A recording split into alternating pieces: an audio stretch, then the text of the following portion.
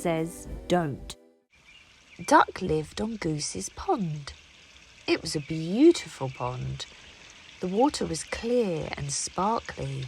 The sun shone and everyone was happy.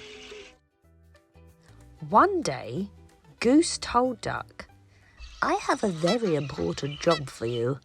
I am going on holiday and I want you to look after the pond while I'm away." Duck could not believe it.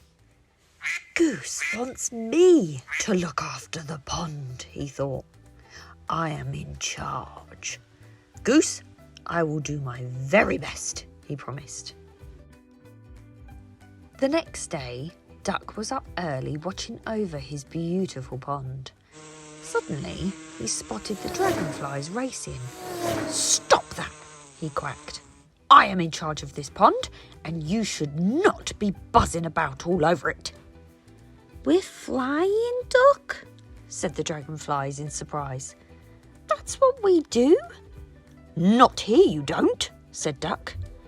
That's told them, he thought. But just to make sure, Duck fetched some wood and hammered late into the night. The next morning, there was a sign in the pond. "No racing, by order of Duck, in charge of pond." Later that day, Duck saw Kingfisher fishing. "Hey!" he shouted. "Stop that!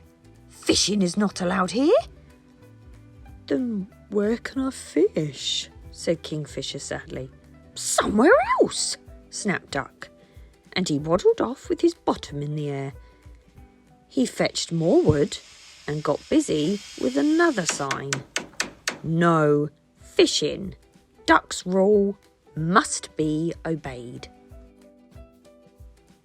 Duck was just having a little nap when the frogs dived into the water. Splash! "Frogs!" Duck yelled. "What do you think you're doing? Diving is forbidden." "Forbidden?" said the frogs angrily.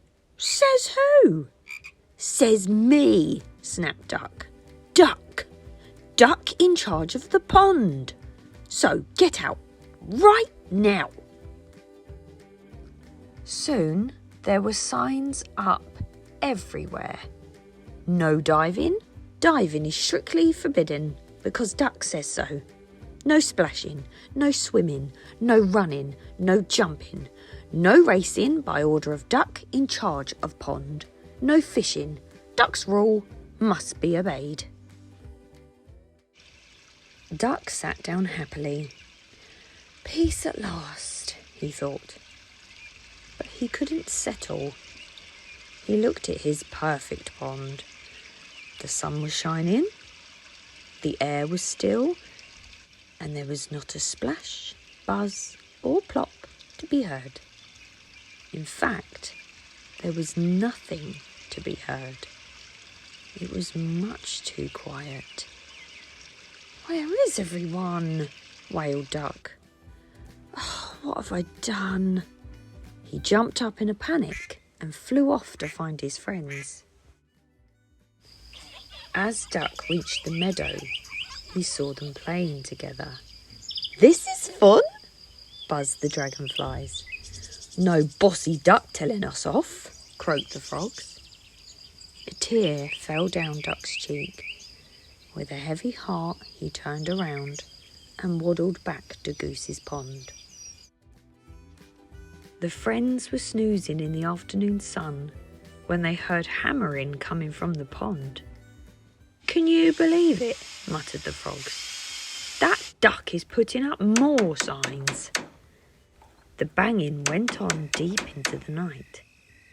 Next morning, there was an enormous sign in the meadow. "Duck is very, very sorry. Please come back. This message is for the dragonflies, frogs, and Kingfisher from Duck." When the friends arrived at Goose's pond, they saw other signs too.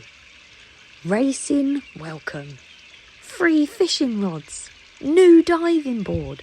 running, jumping, swimming and splashing aloud.